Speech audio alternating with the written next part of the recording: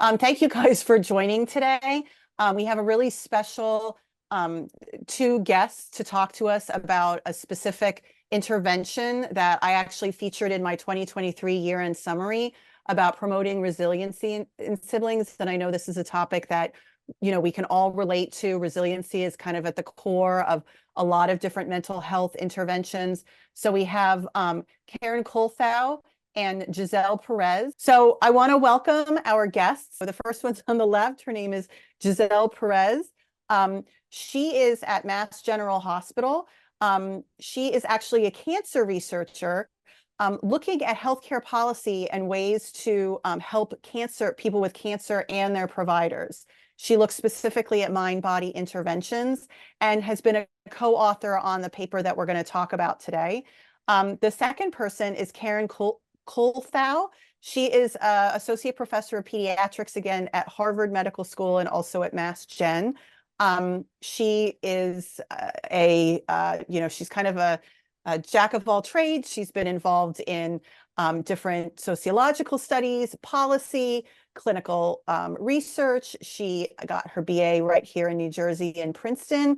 And has a strong emphasis on qualitative and quantitative measures. And so both figuring out how people will respond to the intervention and then whether or not the intervention will work is a big focus. So this is the paper that I'm referring to, although Dr. Colthow and Dr. Perez will be able to tell us a little bit more about what else has been going on and what some of the findings have been and about the study in general. But it really makes a lot of sense. The whole thing makes a lot of sense as they'll describe, and hopefully it will be helpful for everyone on the phone. So I am going to turn it over, and we will also post a link to this on the Sam Sibs Stick Together page. So I'm going to no longer speak and turn it over to Drs. Perez and Colthow to take over and present. Thank you. So I will be in the driver's seat for the slides, but Karen and I will be sort of tag teaming here. So I'll just get started. And similarly, I'm going to make sure that you guys can see my slides. So let me share this here. And all right, can everyone see the slides? Perfect. All right. So I am super excited to be here. Karen, I don't know if you want to do any additional introductions before we begin with the slides. I just want to say I'm delighted to be here because it's going to be very interesting to hear what you have to say about the work we're doing. And also just another little bit of background. Giselle will speak about this, I think, but this work derives from the work of a colleague of ours who created the resiliency intervention, Dr. Park, a person we both work very closely with. But some of the original work that Dr. Park and I did, and Giselle, I forget which parts you were part of, were with parents of children with autism, and we've also worked with parents of children with learning and attentional disability, and have done a little bit of work more recently with fathers. And this is this sibling project relates to all that work and sort of fits in that family of projects, but it's really exciting for us to work with teenagers at this point. Thank you, Karen. Yes, and just to expand on that, teens and young adults are actually a population that is quite near and dear to me. Even within the cancer world, I focus a lot on adolescent young adults for many, many reasons. And so I'm really excited to be here, and I'm eager to kind of give you a sense of what it is that we have been doing and where it is that we are hoping to go. But in brief, I have this slide intentionally here because when we think about mind-body medicine, mind-body resiliency, we get a lot of different reactions. And many often look a lot like this, like, what is this? And why are we talking about mind-body resiliency? And especially when you think about cancer populations or populations with special healthcare needs, the case is that for many years, people responded with this idea of like curiosity, but disbelief. Like, why are we even bothering discussion? But it makes sense when you start thinking about what it's like, simply, let's say, being a teen or young adult in the world in general. And then you add having a sibling with special needs. It makes sense to think of these experiences as being one of the many types of demands that individuals will experience throughout life, right? And these demands essentially trigger our stress response, our body's stress response. So when you look at it from that point of view, then you'll start understanding why it is we talk about mind-body resiliency. And essentially, when we talk about resiliency, let me just preface that by saying one of the things I've also noticed in my work, because as a clinician, I work individually with patients, is this idea of pathologizing often what is a normal reaction to a stressful situation. I mean, gosh, when you're thinking it again back to teens and young adults, we already are grappling with so many things in life and feeling different. And it's even harder when those emotions are stigmatized because perhaps individuals are not handling demands in a way that's expected of them. And so when we think about existing interventions, that's usually the framework that's taken. It's sort of, let's detect a problem and then fix it.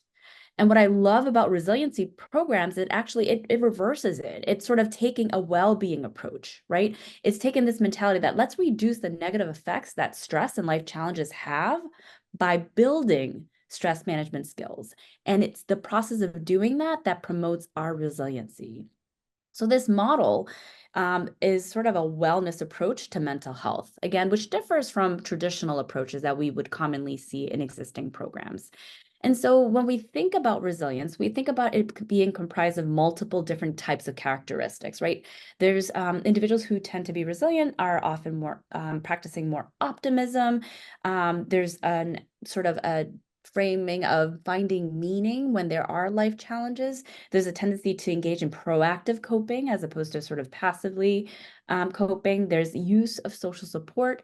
There's emotional regulation, often altruistic behavior, so volunteering, and so on. And these are just some of the many characteristics that we think about when we're thinking about resiliency. And so mind-body practices, right, the foundation of our mind-body resiliency program, what they do is they're using and tilting the sort of the balance towards helping to strengthen our resiliency. And that's essentially what the field of mind-body medicine is. It takes this approach that it recognizes that the way we think about things, the way we feel, our emotions, our behaviors, all of them are so much intertwined, and they have a profound effect on our body and vice versa, right? And so what we want to learn how to do, or what we are striving to do, is to learn how we can use these tools and techniques to help our mind influence our body. And the way mind-body practices work, and again, this is a component of our program, is that it serves to deactivate our alarm reaction, our stress response, right? And it does that by deactivating that part of the nervous system that responds to danger, and it upregulates the part of the nervous system that we call the rest and relax, basically the one that stays in control, even in uncontrollable situations. And when I talk to my patients, or when I talk to individuals whom I teach about these strategies, I also highlight the importance of the changes that our brain experiences in terms of processing information. And I'm a visual person, so I use a glass, of water, and I pretend that there's mud in that water, right? And so that mud is intended to represent our thoughts, right? So when we're in the stress response, and it's like we're stirring this glass of muddied water, right? And if we're stirring it quick enough, then as you see in the first image on the left, you can't see too clearly, right? The water is muddied.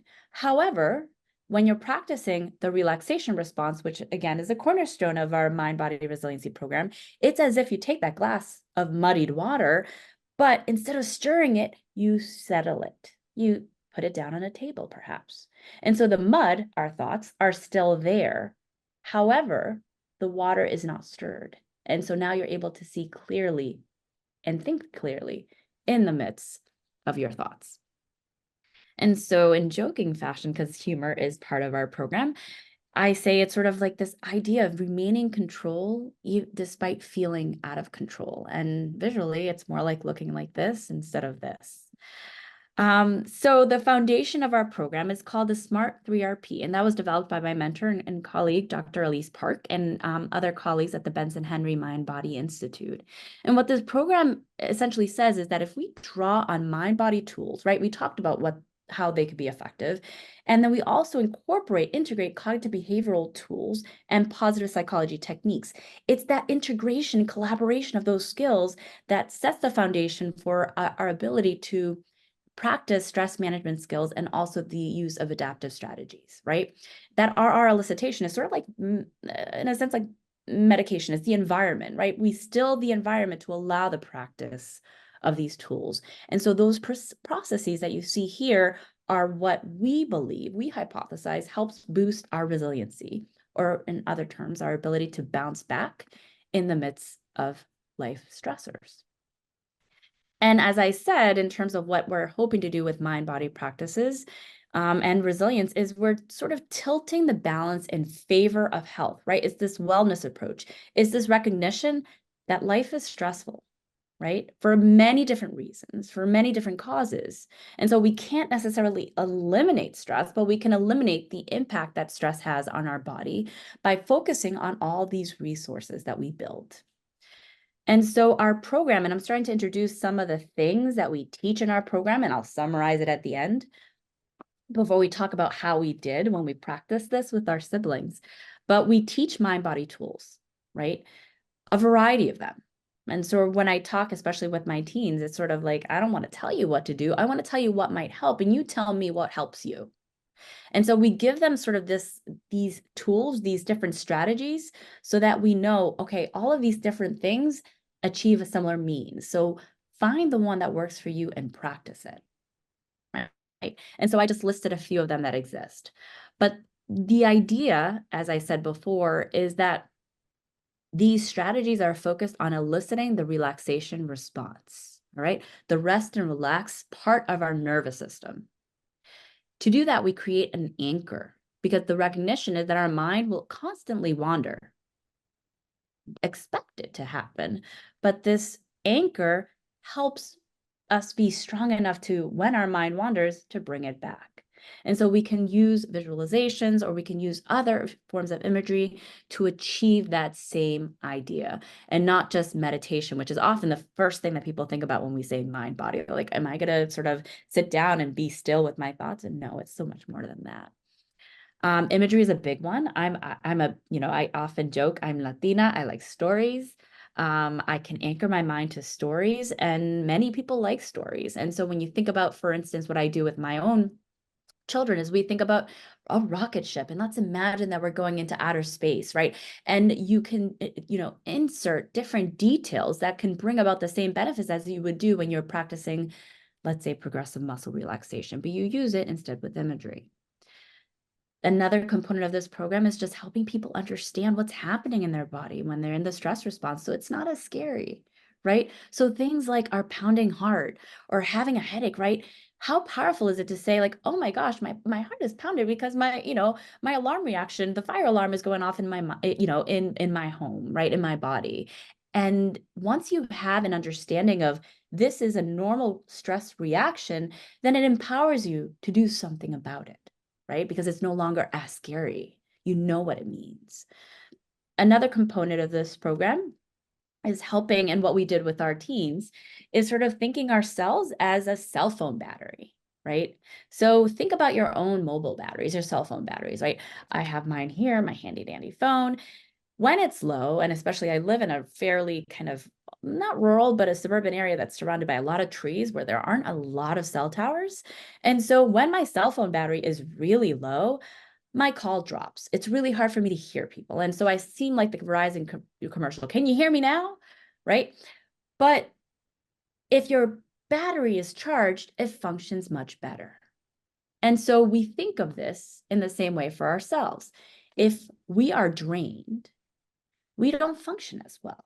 However, if we focus on charging our battery, our cell phone battery, we function much better. And so part of this program is helping people take a step back and say, okay, what on our global sense are the things that are draining me? And what are the things that are charging me? And where is their movement, right? And so we spend time talking about those exercises and efforts to, again, re-energize our energy battery. Pulling from CBT, another component of this program, and I do this a lot, again, with my my teens as well, is that we talk about, well, okay, what are these emotions and what are the thoughts? What's the self-talk that may be driving these emotions, right? Because they're in the driver's seat, and helping to people understand the distinction between emotions and thoughts, and also helping highlight where there may be unhelpful thoughts, right? Removing subjudgment and understanding that it's things that might help us and things that might not help us.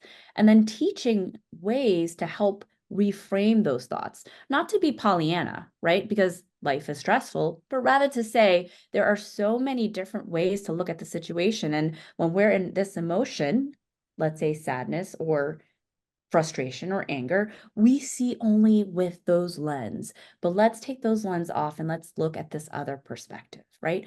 Because the understanding, again, because of the connection between mind, thoughts, our thoughts and our emotions, is that when we can change the way we're thinking about a situation, it automatically lends itself to changing how we feel. And so what I did just now is introduce you just to some of the exercises that we did with our siblings, with our teen siblings in the paper that you just saw that was led by Dr. Kalthau. And this is just an outline of the sessions themselves.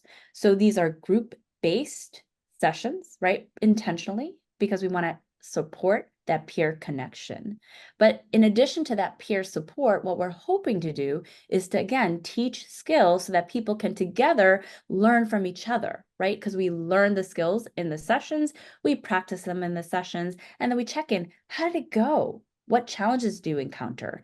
And so as people are talking about the challenges or what worked and didn't work, they learn from each other. Right? So these are done in groups of about, let's say, 6 to 8. There's some variability. And the groups are about an hour, right? That was one modification we made because historically they were for about an hour and a half. And we had to cut it back because, well, attention is hard. And, you know, we made some additional tweaks. Again, I showed you some of the exercise that we did, but the tweaks to the mind-body program for this population in particular, we're thinking about the specific stressors that might arise based on our qualitative interviews of being a sibling with a child with special needs, with autism, or in this, we had another one with LAD, attentional difficulties. So these are the session contents where there was stress awareness, connecting that mind and the body, that creative, helpful perspective, which we just discussed. Other ways to promote positivity as a coping strategy, and, you know, helping to empower, right, to feel in control, and also the use of humor as a coping strategy, distinguishing between humor and sarcasm, because there's actually a subtle difference between the two. And so I'll stop there. I know I did a lot of talking and hoping for questions, but I'll hand it off to Dr. Kalthau. Do you want questions now, or should we keep going? Sorry, go ahead and keep going. I know I have questions, Yep. but I'd rather wait until the end. So Excellent. All right, so we're switching gears a little bit, and I'm going to talk about the study we did. Giselle, or Dr. Perez, talked about the sort of the components of the intervention, and then I'm going to talk about how we tested it. So the first step that we are engaging on and that I'll talk about here is to modify the intervention. So we did qualitative interviews with siblings and also with parents, and asked them what they felt their stressors were, and got feedback about the intervention and modify it a bit, as you just heard. And the second step was to do a pilot study. And this pilot study isn't so much to say, did the intervention work on improving resiliency or not, but rather to say, can we do this study? Will people join? Were they willing to be randomized into one or another group? Once they start this 8-week session, will they finish, or do they get through one and say, see you later? And so that was the point of this study. And I'll tell you at the end what our next hopeful steps are. But you can see in this diagram, we did a baseline assessment of everybody. So we recruited 40 youth. This is teenagers with a sibling with autism or autistic sibling. And they agreed to be randomized. So by chance assigned to one of two groups. One was you got our intervention, which we call SibChat, immediately. And the other is you had to wait to get it. And by having this wait list group, the people who waited, we were able to then compare change baseline to 3 months for a group that did and didn't get the intervention. This was delivered all via Zoom. And it was 8 weeks of sessions.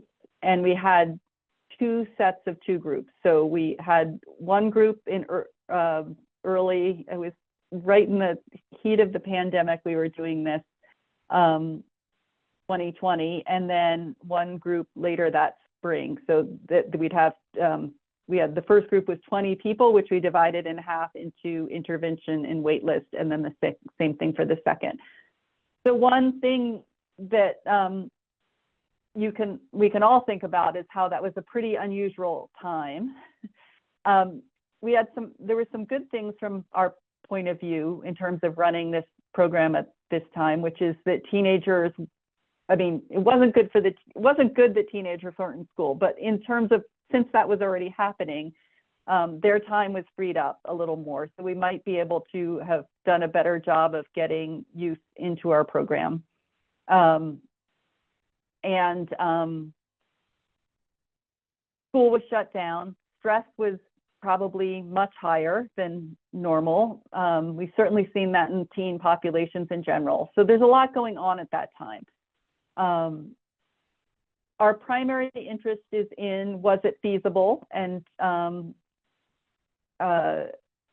then we also looked at our preliminary outcomes just to see, well, is there any signal on what we're looking at measuring? And we measured we had our measurements right before we started the intervention, at 3 months, which is a little bit after the intervention, and then at 6 months, just to see if it lasted. Go to the next slide, please.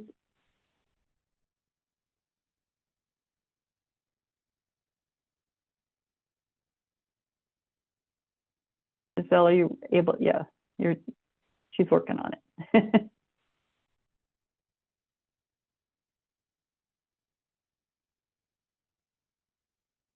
Awesome, we got it. Thank you. So I said some of this. So here are our feasibility and acceptability measures. Obviously, 2020 was an unusual time. So all this is, like, all our findings are taken with this sort of grain of salt that it was an unusual time. We were asking, could we achieve our target sample size, which was 40? And we did. Could we enroll, like, what percent of the teens who came to us and were eligible to enroll, could we enroll? And we had a set a threshold of 80%, and we achieved 83. And that's a little tricky, right? Because the youth have to be available at a certain time to do this. Were we able to get youth to attend at least 6 of 8 visits? And we achieved that at over 80%. And 79% of the youth said that they practice relaxation exercises at least a few times a week. So everyone in this program gets a little bit of homework to give the different relaxation exercises a try, with the idea that over time you'll get a bit of a pantry full of tools that are useful to you and work for you personally. And 77% of youth found it to be helpful. So this was pretty good news, again, with the caveat of the time frame. Sorry, Oops. some technical issues. Nope, it's okay. There we go. Yep, so maybe the next one, if that's possible. Yep, so just in terms of preliminary findings on our outcomes, in the full trial, our primary outcomes will be resiliency and stress coping. And we did see signals where the immediate intervention group did better than the delayed intervention group on that. But we did also see that the two groups, the early 2020 and the spring summer 2020, were actually a little different. And we, you know, that does speak to the fact that probably well, not probably, the world was changing, and that probably had an effect on how this intervention worked or didn't work. So you can go to the next slide, please. I think there's another one.